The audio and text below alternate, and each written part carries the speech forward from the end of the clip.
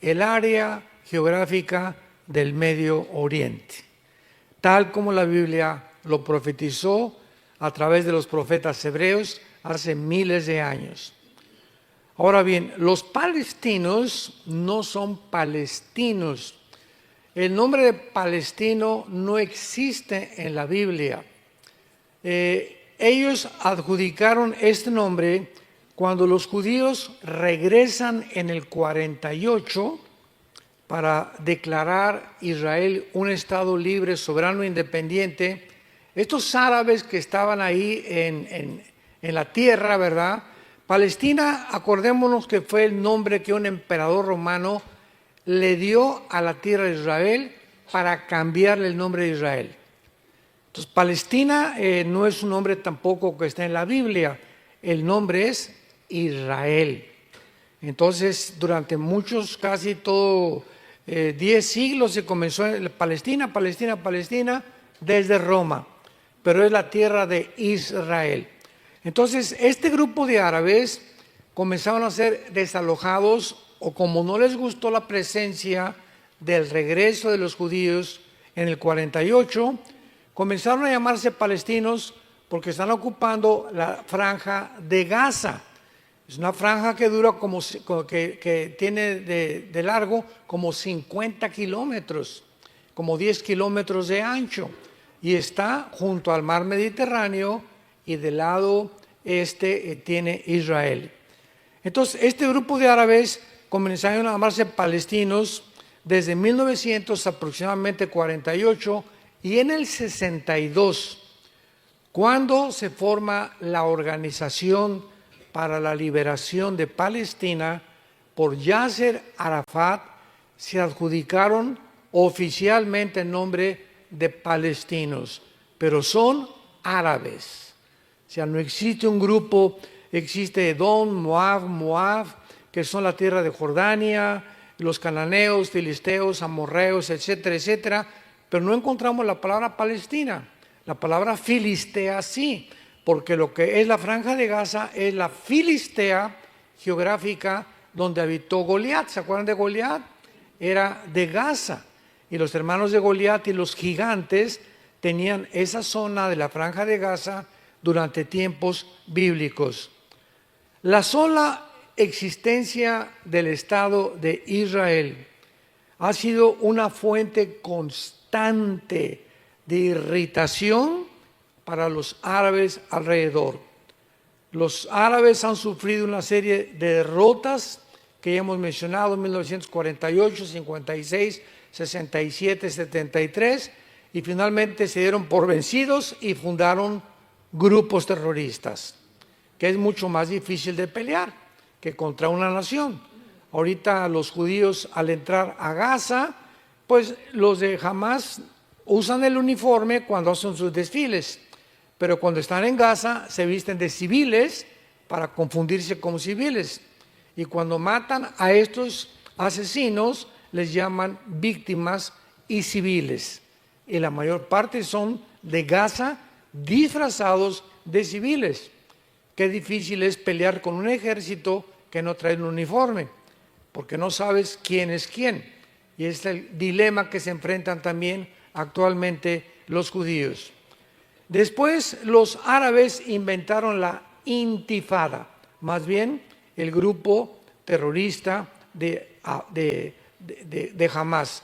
La palabra intifada significa guerra santa, o sea, ellos le llamaban santa porque creían que Alá les había mandado en el Corán rescatar a Israel, era de ellos, y han declarado el exterminio de la raza judía.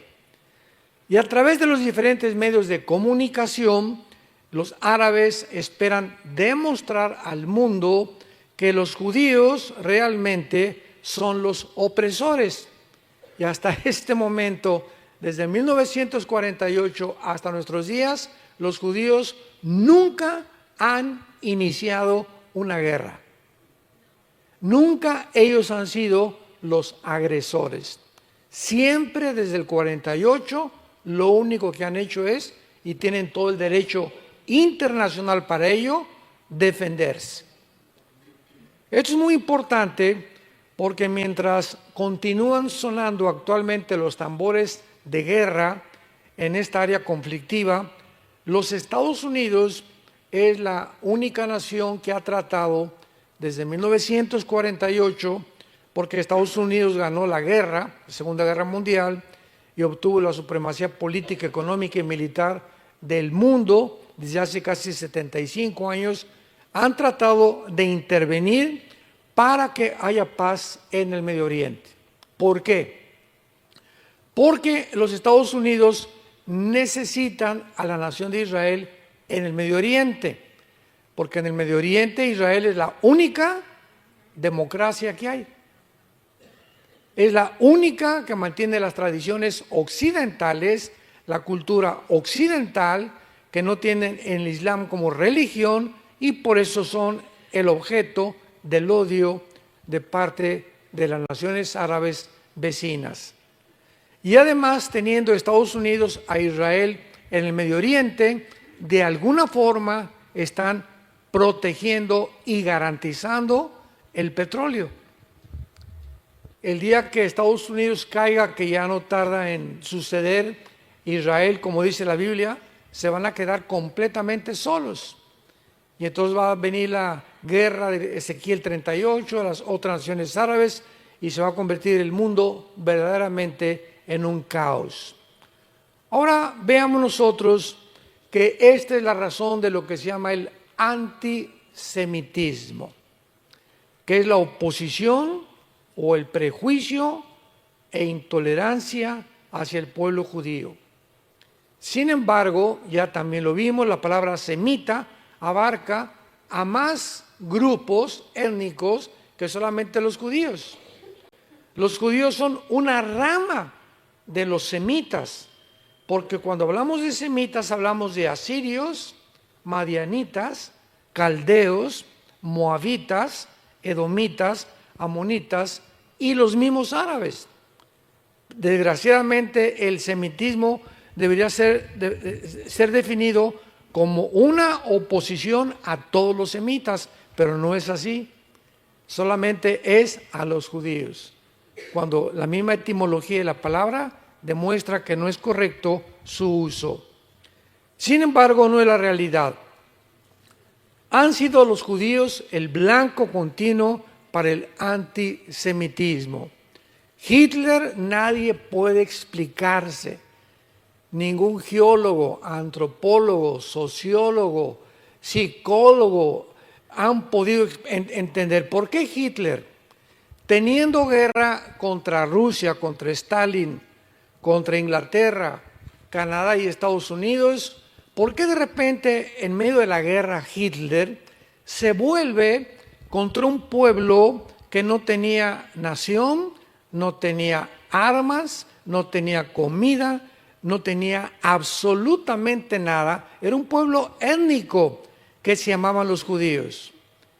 ¿De dónde sacó Hitler que este grupo pequeño que había en Europa eran enemigos más importantes que Rusia, que Inglaterra y que Estados Unidos? ¿De dónde sacó esa idea? ¿Qué fue el odio que produjo dentro de Hitler volverse a este grupo étnico al grado que se volvió loco e ideó lo que se llama la solución final?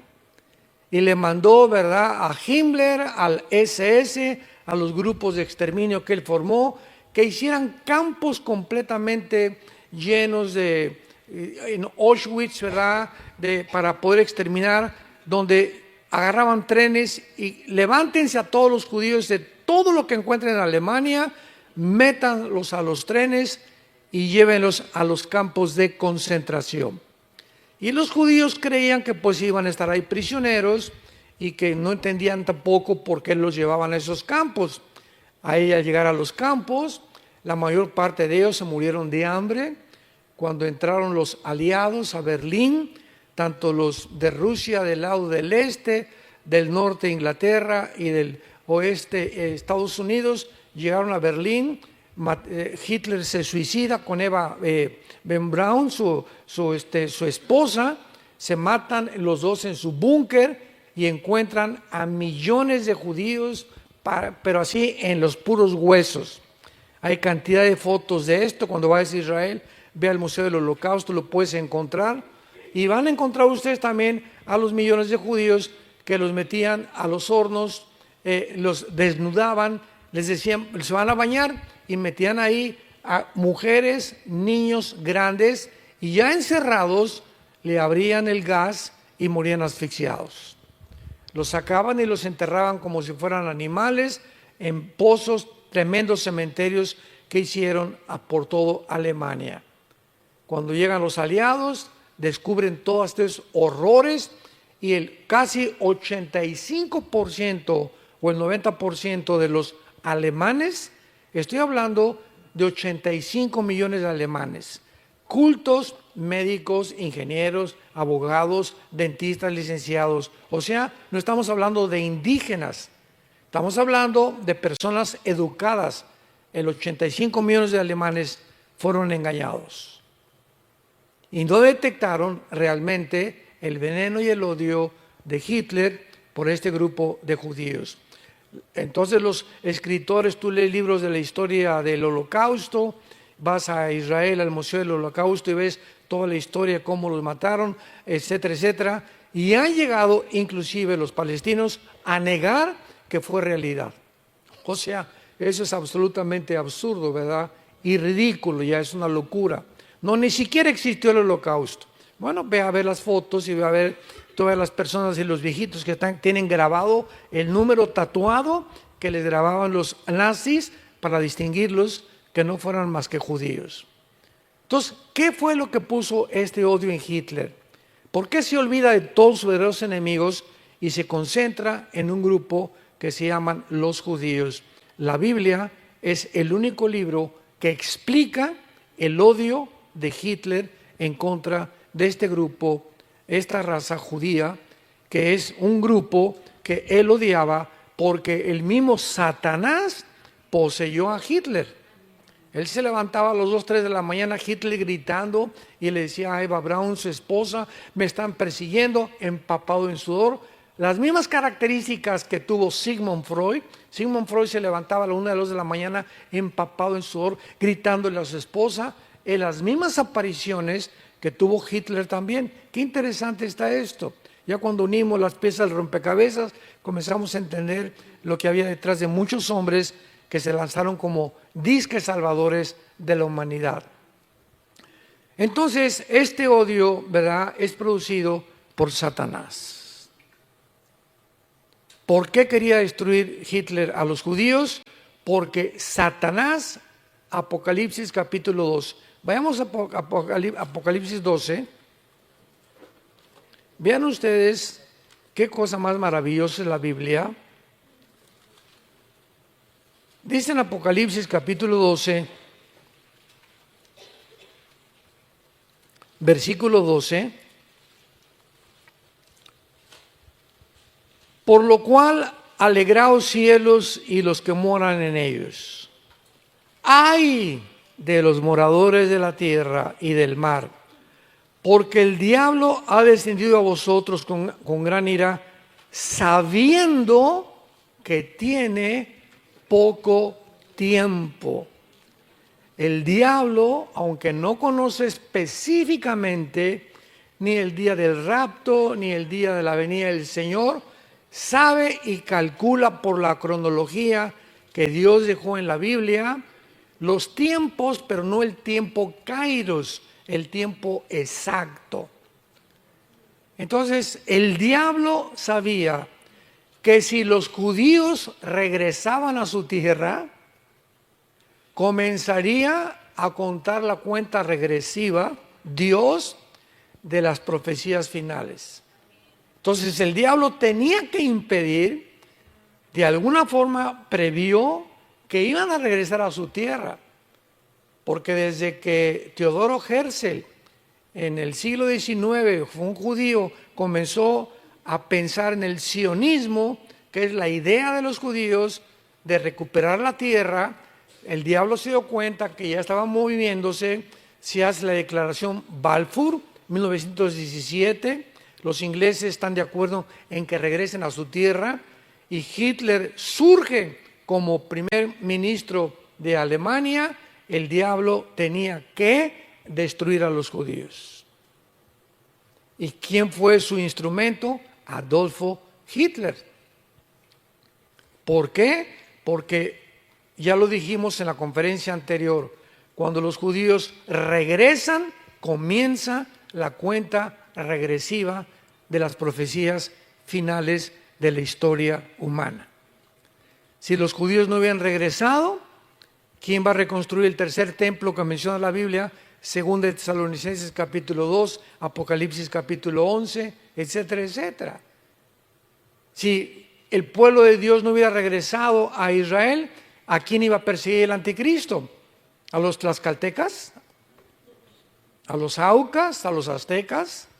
¿A quién iba a perseguir el anticristo? Si el pueblo judío no hubiera regresado, no se hubieran cumplido las profecías del Apocalipsis, que menciona al pueblo judío y a 12,000 de cada tribu, que Apocalipsis 7, que van a ser los últimos evangelistas del mundo. La iglesia va a fracasar en evangelizar al mundo, la iglesia es sacada del mundo, Dios se regresa otra vez con los judíos y van a ser 144,000 evangelistas judíos los que van a terminar la profecía. Será predicado este evangelio y entonces vendrá el fin. La iglesia va a fracasar en evangelizar al mundo por la apostasía en que la iglesia se encuentra actualmente. Entonces, todo esto no se hubiera cumplido si los judíos no hubieran regresado y no tuvieran patria. Seguirían exiliados, repartidos por todo el mundo. Entonces Hitler fue poseído por un principado satánico con la única idea: mata a este grupo de personas. Y la gente no lo explica ni psicológica, ni psiquiátricamente, ni antropológicamente, por qué Hitler tenía ese odio con este grupo étnico llamados los judíos. Ahora ustedes lo entienden. Porque era importantísimo para el diablo impedir que formaran una nación, que se independizaran, porque entonces comenzaría su cuenta regresiva a contar. Y dice Apocalipsis, sabiendo que tiene poco tiempo. Ahora veamos claramente en Apocalipsis 12, que es todo el capítulo que se dedica principalmente a Israel. Que Juan, dice el versículo 1, ve una señal en el cielo. Apareció en el cielo una gran señal. ¿Qué es una señal? Es un objeto pintado con letras que te apuntan y vas en la carretera y ves una señal que dice curva. ¿Qué es esa señal? Te está mostrando que hay una vuelta y que reduzca la velocidad. Vas por otro lado y dice Houston, una señal que te dice cuál es el camino a Houston. ¿Qué es una señal? Es algo que apunta hacia adelante. En conclusión, ¿correcto?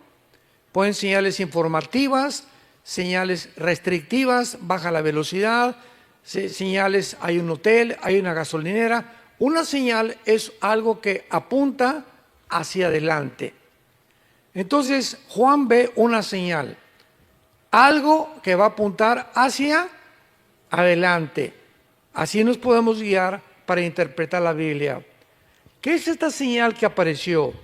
Una mujer vestida del sol, con la luna debajo de sus pies y sobre cabeza una corona de 2 estrellas.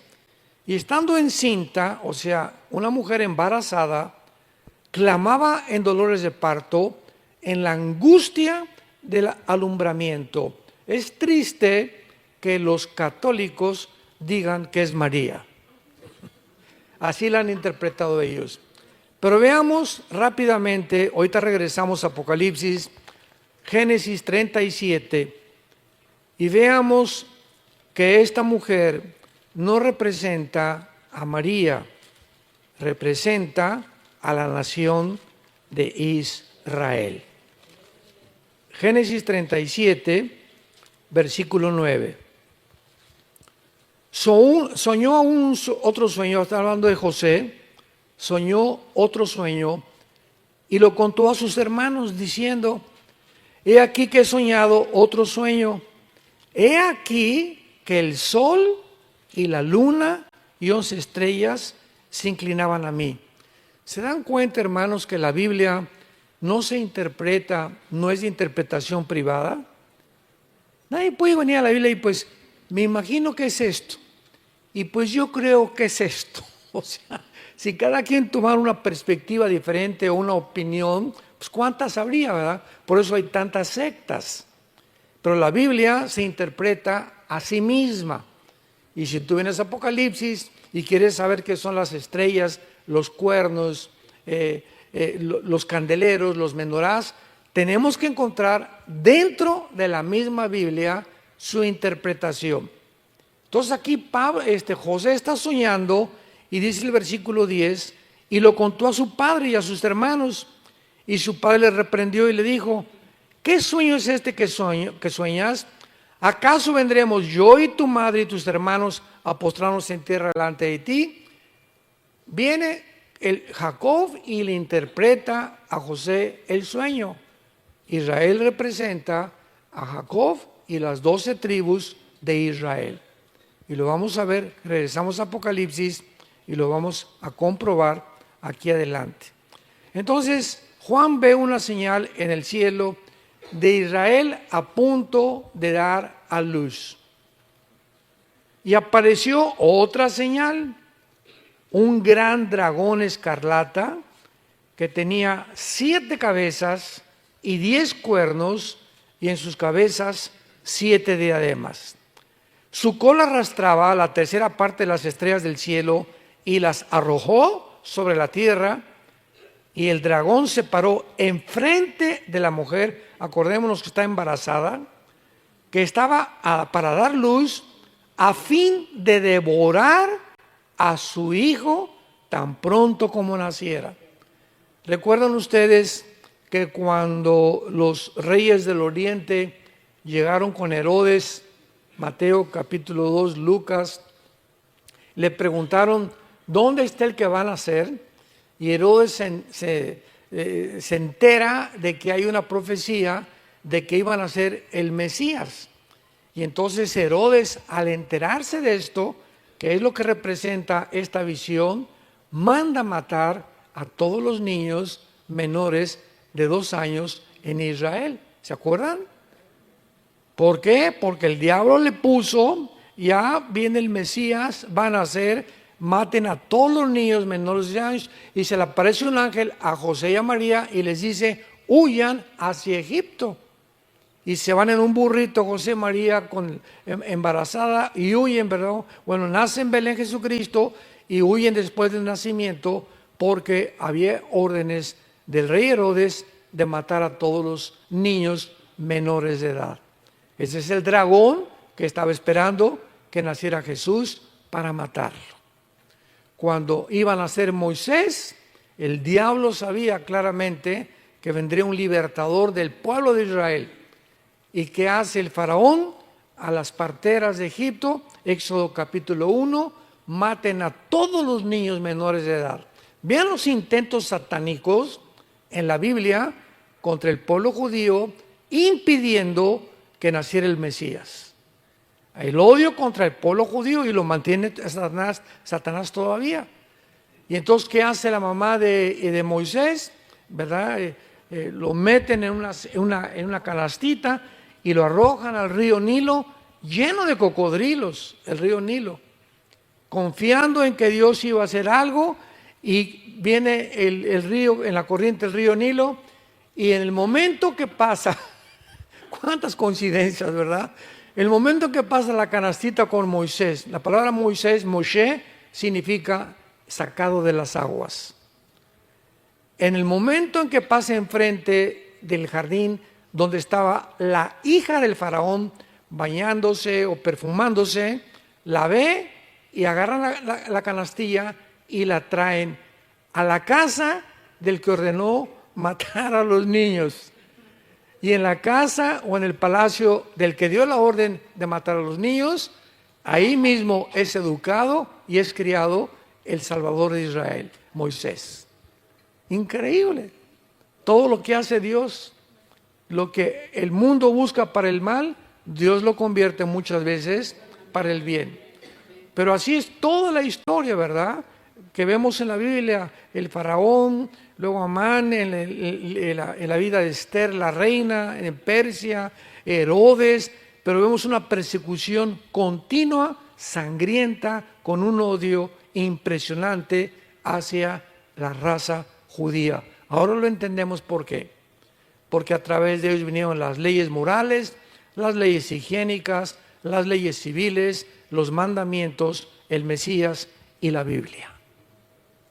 Entonces, lógico que detrás de todo esto haya un odio, si es que existe Satanás, para impedir que todas estas cosas las podamos disfrutar como Dios quiere que nosotros lo hagamos. Entonces vemos aquí en el versículo 3 de Apocalipsis 12, que el dragón escarlata, así se le llama al diablo, tenía 7 cabezas y 10 cuernos, de los cuales ahorita no hay tiempo de interpretar eso, y su cola arrastraba a la tercera parte de las estrellas del cielo. Aquí está hablando de la rebelión de Satanás, que no es Satanás.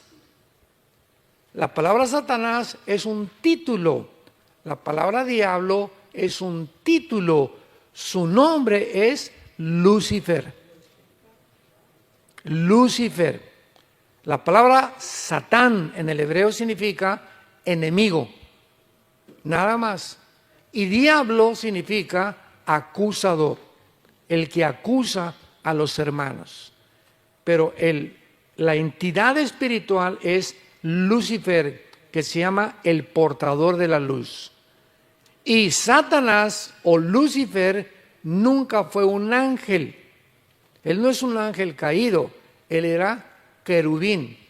Los querubines, Dios crea a los ángeles, la palabra malak en el hebreo. Ángel significa enviado o mensajero, nada más. Los ángeles son los mensajeros a quienes Dios manda a este planeta desde el tercer cielo a traer mensajes a los hombres. Como Gabriel se le aparece a Daniel, Gabriel fue el que se le apareció a la Virgen María, etcétera, etcétera. Y los querubines es otro rango angelical que están arriba de los ángeles, jefes de los ángeles, que están en el trono de Dios. Y arriba del trono de Dios hay otro tipo de criaturas que se llaman serafines, que significan los que arden y los que dicen santo, santo, santo es el nombre del Señor. Isaías capítulo 6 del 1 al 5. Todos los serafines no se mueven de ahí. Los querubines, que era Satanás, él protegía el trono de Dios. Querubín protector está en Ezequiel 28, toda la creación de Lucifer. Y pregunta, ¿por qué se le llama querubín protector si el pecado no había entrado? ¿Por qué Adán en el huerto del Edén le dice Dios, labra y cuida? Esa palabra en el hebreo es protege el huerto del Edén. ¿Protegerlo de quién? Los leones no mordían, no había veneno. Ahorita lo explico. Qué interesante, ¿verdad? ¿Nunca se han hecho esas preguntas? ¿Por qué nunca me las hacen? Ya cuando comenzamos a rascar la Biblia hay 1500 preguntas. Un cristiano que no tenga preguntas no lee la Biblia. En primer lugar, cuando Dios crea a los ángeles allá en el cielo, a los querubines, creó Dios a todas las criaturas con el potencial que pudieran revelarse. Cuando Dios creó el universo, Dios tenía 3 opciones. 1, no crear nada. Nada, así podía existir el Padre, el Hijo y el Espíritu Santo por los siglos de los siglos, porque Dios no necesita nada ni nadie. Número 2, crear criaturas que nunca se rebelaran, que nunca tuvieran la opción de volverse en contra de Él.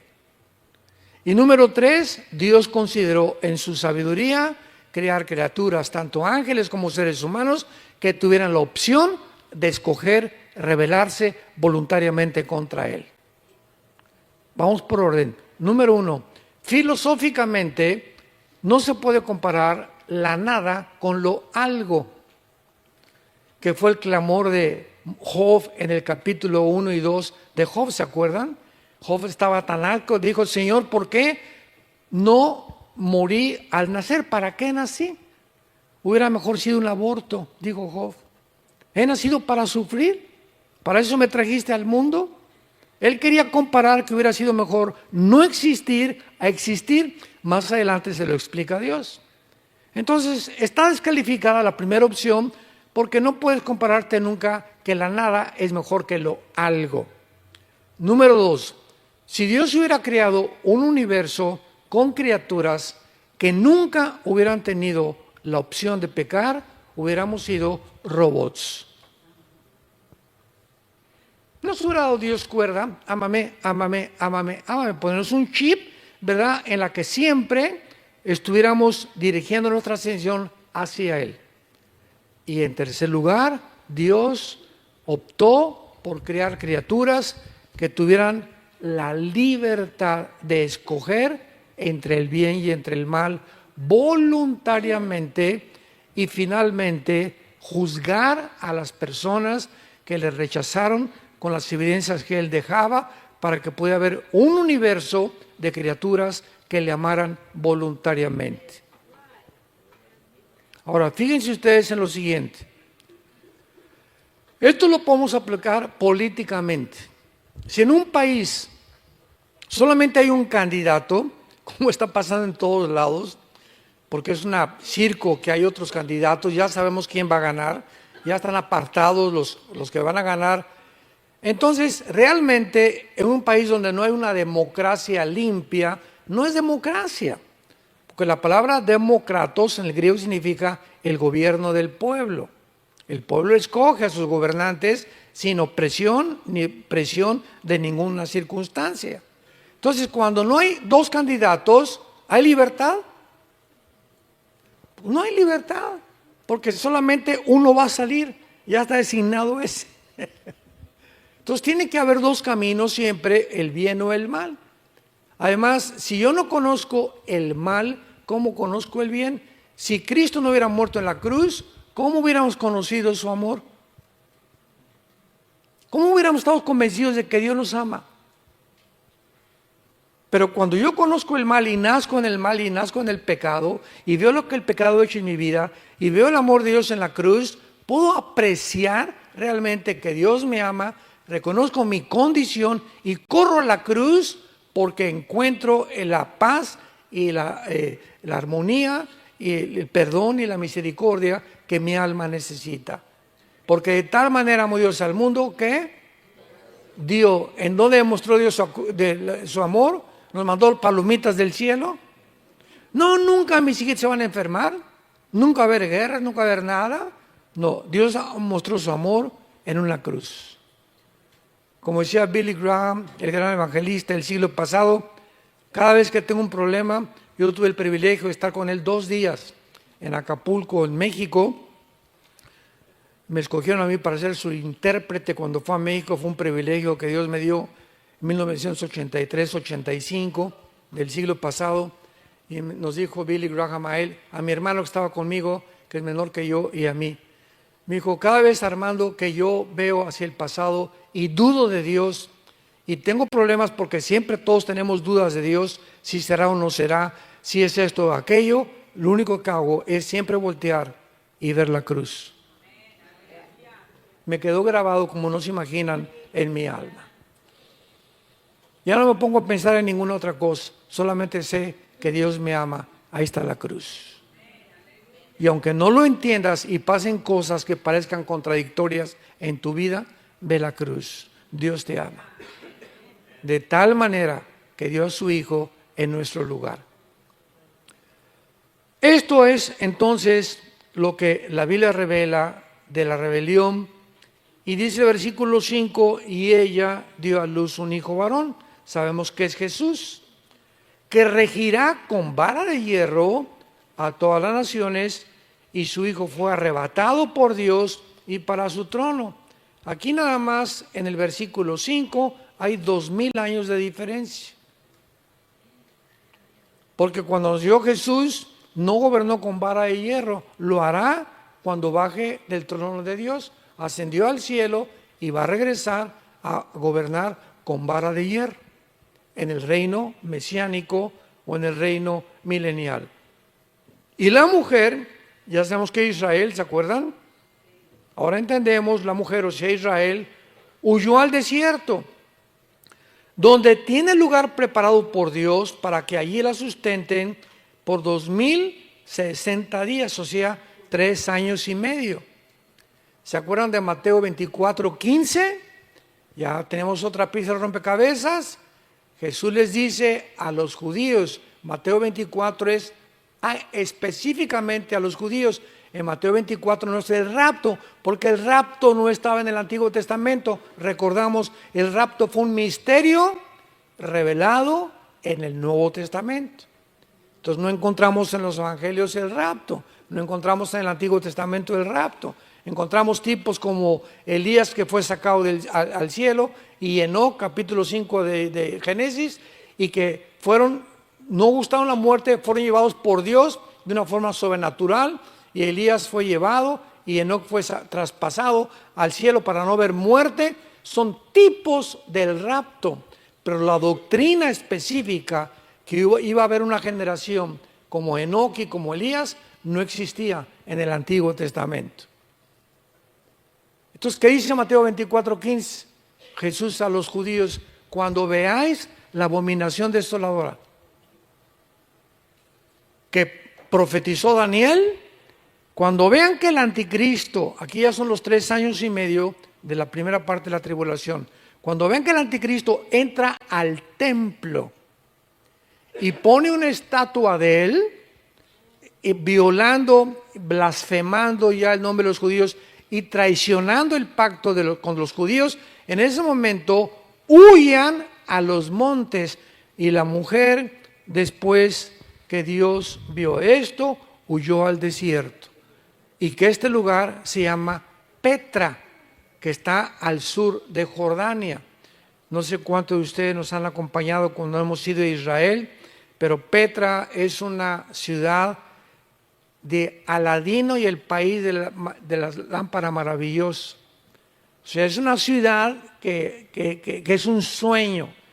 Tú llegas a Petra y antes de llegar hay un camino, pues como de aquí donde está esa bocina, así nada más, cabe una carreta con caballos y todo es empedrado, todo es pura tierra. Y es como casi 1 kilómetro, ahí te deja el camión y nos bajamos todos, comenzamos a caminar y al llegar a Petra, te quedas así, ¿qué es esto? Es una ciudad incrustada en los montes, en las piedras, llena de camellos. Me acuerdo que a nuestra hija Salem me estaban ofreciendo 25 camellos por ella. Siempre mi hija se acuerda de eso, porque se acaba de casar hace 1 mes y medio, era la más chiquita que teníamos en la familia. Y llegó un árabe, ¿verdad? Y 25 camellos, y dije, no. Y total que nos seguimos caminando. Está soñando en está en el desierto, pero todo es impresionante, las construcciones de Petra. Es un sueño, que no sé ni cómo lo pudieron haber construido así. Y nos alcanza el árabe como a los 5 minutos, 40 camellos por tu hija. Le dije, te dije que no, por el amor de Dios. Y vamos a comer, falta como 40 minutos y me estaban esperando afuera. 500 camellos por tu hija. Le dije, ni aunque me des 1.000.000 de camellos por mi hija te voy a dar nada. Pero es algo maravilloso, pero esta es precisamente la profecía que está relacionada con Mateo 24:15. La mujer huyó al desierto, donde Dios tiene preparado para ella que allí la sustenten por 1260 días. Vean esta profecía en Isaías 27 también. Isaías 26, perdón.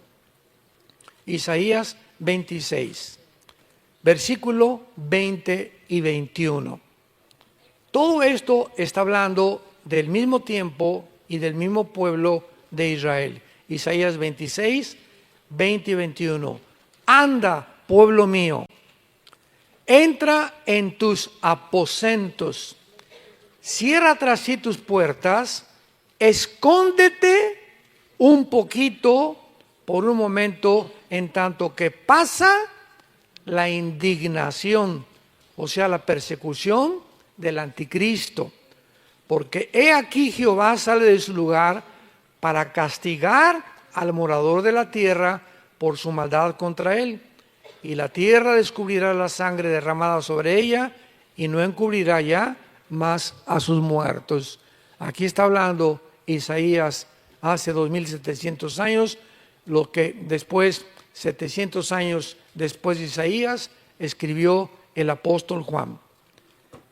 Y en penúltimo lugar, aquí mismo en Apocalipsis 12 regresamos, que van a estar protegidos los judíos, o un remanente de los judíos, por 42 meses, o tiempo y tiempo, si la mitad de un tiempo, o 1260 días.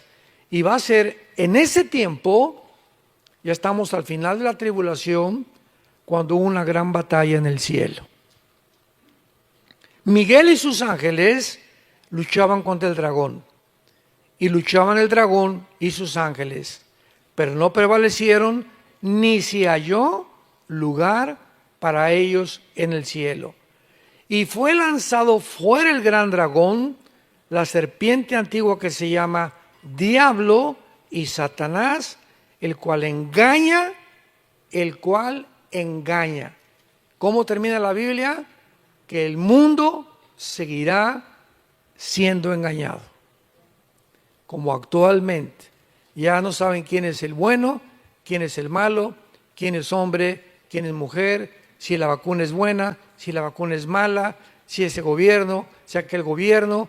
El mundo está en tinieblas, está en un caos el mundo entero, sumergido en una confusión, una falsa de identidad impresionante. El diablo, hay un poder, una energía satánica alrededor de los gobernantes y de las personas en el mundo que nos impide ver realmente cuál es el camino que hay que seguir. Jesús dijo, el que me siga tendrá la luz de la vida. La única luz, no hay otra. La única luz que hay en el mundo es esto.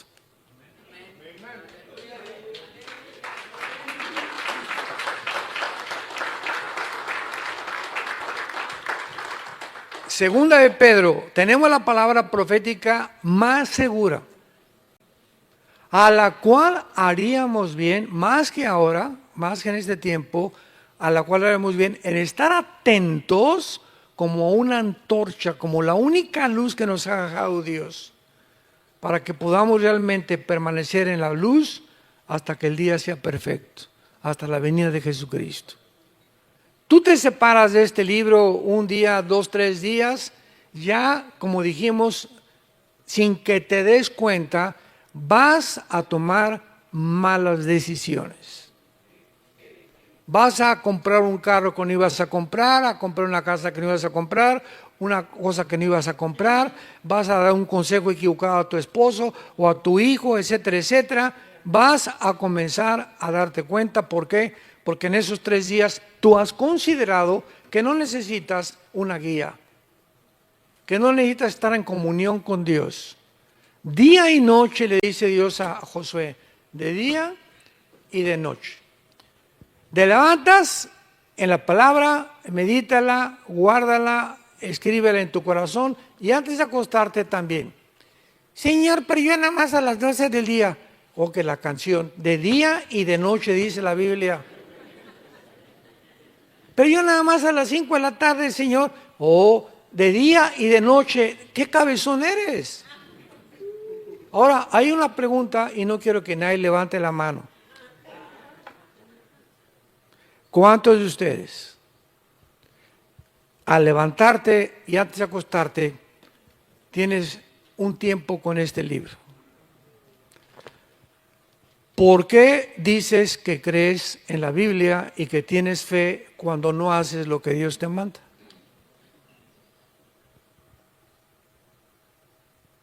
¿Qué es la fe? Creer lo que Dios dice, y la única forma de mostrarlo es que obedezco lo que dice. Pero si yo ni siquiera de día y noche, pasan 2, 3 días y ni siquiera tengo contacto con la Biblia y me llamo cristiano. Y hermano, sáqueme este espíritu. ¿Y por qué estoy desanimada? ¿Y por qué esto? Y volví a caer en el pecado. Y volví a caer en el alcohol. Y tengo este problema. Y soy paranoico. Y tengo en la noche se me aparecen espíritus que me gritan que me van a matar. Y mi esposa, mi matrimonio no ha funcionado. ¿Por qué? Porque estamos lejos de Dios. ¿Qué fue lo que dijo Jesús? Juan 15:5. ¿Separados de mí? Cero. No hay absolutamente nada que yo pueda hacer sin tener relación con Jesús y sin permitirle a Jesús tomar vivir dentro de mí. Entonces no, es imposible que tu matrimonio funcione, que tus estudios funcionen, que tu trabajo funcione, porque separados de Él no podemos hacer nada. Porque no lo haces, porque no es cierto que crees. No es verdad que crees. Porque si creyeras, lo obedecerías. ¿Y quién es el que guarda mi voluntad y mis mandamientos? El que me sigue hasta el final. Y cuando ustedes me sigan, conocerán la verdad. Y la verdad los hará libres. Tenemos que, más que nunca, santos de Dios, en este tiempo, vivir cerca de Dios. No se imaginan, no tienen idea todos ustedes lo que se viene sobre el mundo.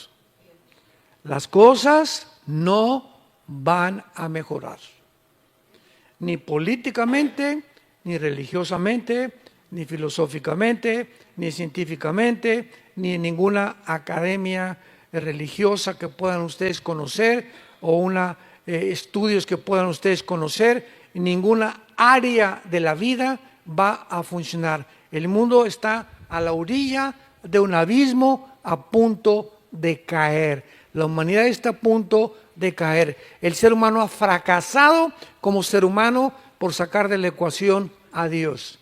Los únicos que van a sobrevivir, los únicos que van a tener dirección, los únicos que van a realmente a saber, a no tener miedo hasta el fin, son los que seguimos a Jesús. Y hasta que tú no entres y entiendas eso en tu cabecita y te arrepientas hoy mismo, de tu vida que llevas, tan superficial y tan carnal, nunca podrás conocer la verdad. Y estas tinieblas que van a cubrir el mundo te desviarán de tu camino y del propósito por el cual fuimos creados. I'm just me, and you're just you. But somehow, that's everything we need.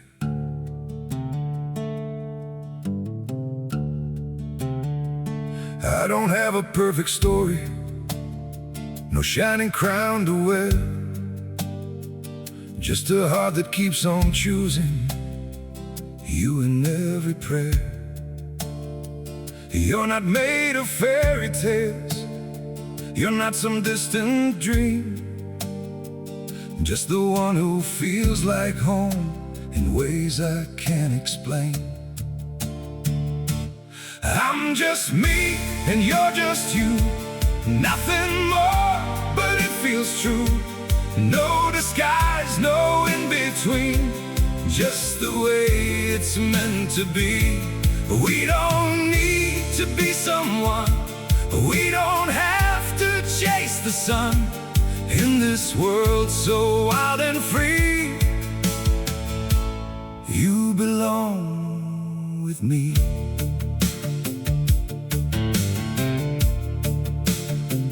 We're not written like a story people talk about for years, but in every quiet moment, you're the one I feel so near. I'm just me and you're just you, nothing more, but it feels true. No disguise, no in between, just the way it's meant to be. We don't need to be someone, we don't have to chase the sun. In this world so wild and free, you belong with me.